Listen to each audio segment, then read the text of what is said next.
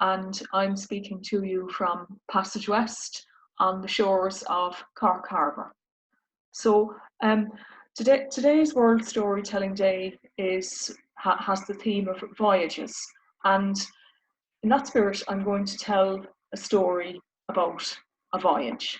So let me take you back to some time in the last century, to the classroom that I was in at that time in Liverpool.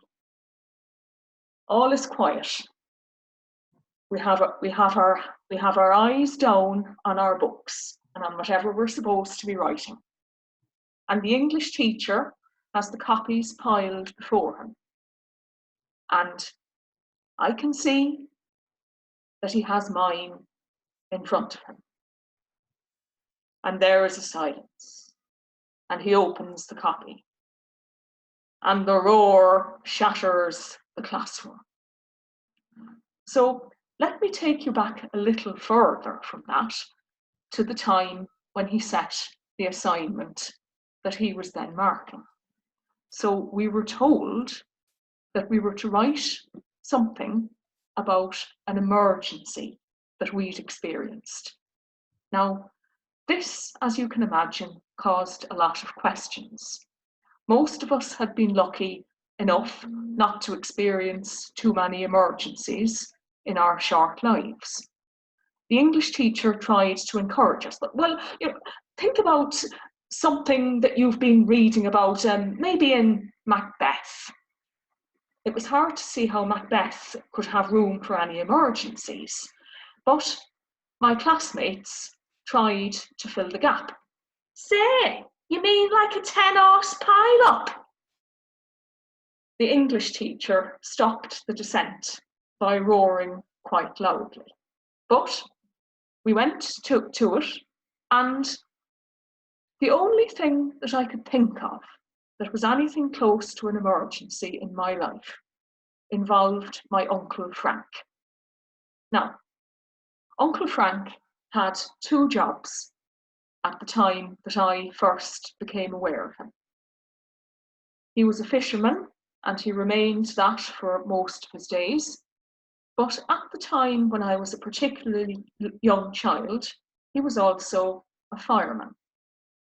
And this meant, of course, that he had to carry a small fire alarm around with him all the time, about the size of a pager or a mobile phone in our present society. And every time he was needed urgently at the fire station, that used to go off. So my earliest memories of Uncle Frank, when I used to come home to my grandmother's house in Cork, was of a distant figure running out of my grandmother's gate whenever the alarm went off.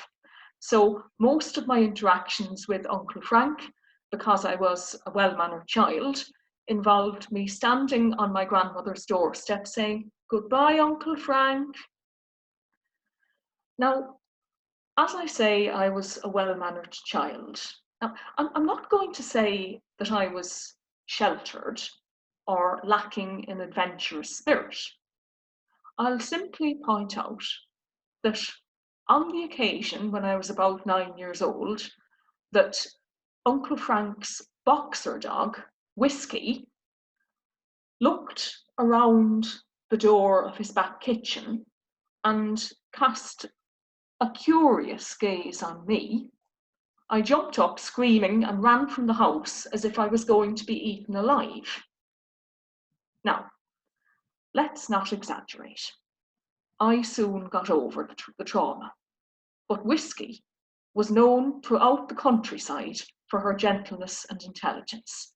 She was in shock for a week, and Uncle Frank was worried. People from our town, Passage West, were supposed to have salt water and rust in their veins.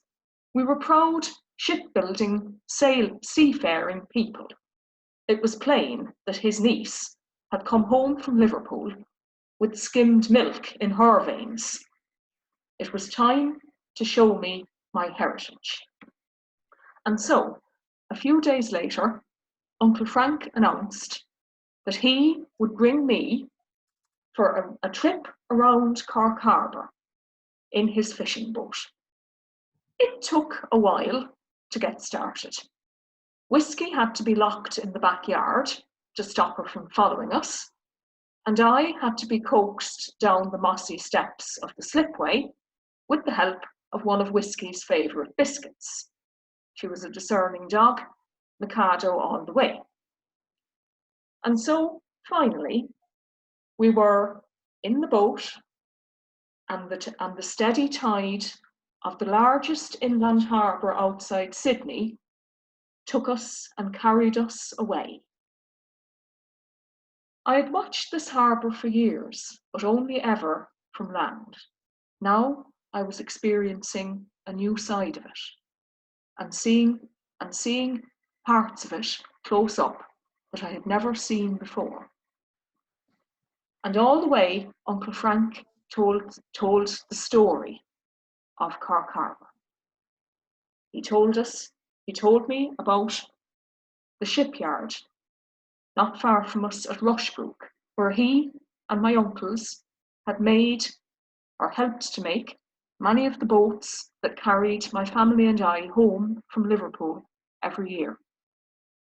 He told me, as we came close to it, about Fota Island, where at that time they were building a park for wild animals, and he promised, before I jumped out of the boat, that we wouldn't be docking there at this point. We came close to the great chemical factory, an ammonia plant, at Merino Point, and Uncle Frank told me about French's Island, the beautiful woods that had once been there, and how, if it wasn't for the factory, I might have been more used to going out there by boat.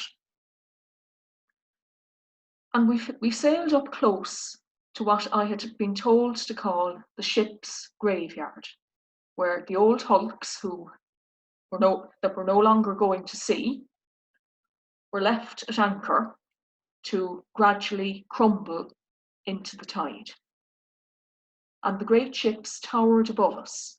I could see the rust falling from their sides.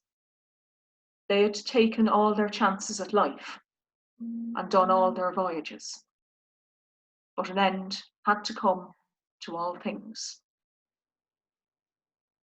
Just at that point, when we were full of reflection, two things happened at once.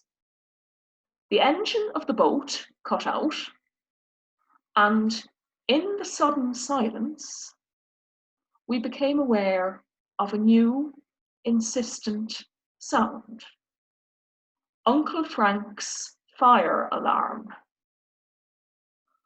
Now, over the frenzied 5 minutes or so that followed, I learned 3 very important lessons for life. The first is that multitasking is always possible to a certain degree, but it doesn't always look pretty.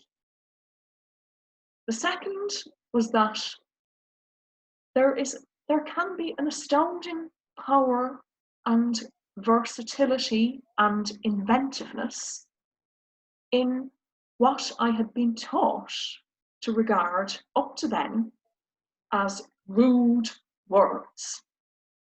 In fact, I can safely say that Uncle Frank, using just one wooden pole, piloted us from Merino Point on the opposite side of the harbour, right back to the top quay in Passage West, without once repeating himself. A feat that I have never heard matched before or since, even by myself in rush hour traffic.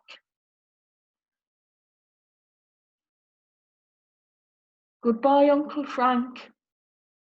I climbed hand and foot up the mossy steps and performed the ritual of farewell to the distant figure running full tilt in the direction of Passage West Fire Station. 10-horse pile-ups were a long way from Passage West, and Shakespeare had never seen Cork Harbour. That was his loss. But on that day, I learned, and in that day years later, in the classroom in Liverpool, I learned another lesson too. That if you have an English teacher with a propensity to roar, you might as well cause them to roar, as mine did that day, with unbridled, joyous, hysterical laughter. And there is my story, and we'll voyage again.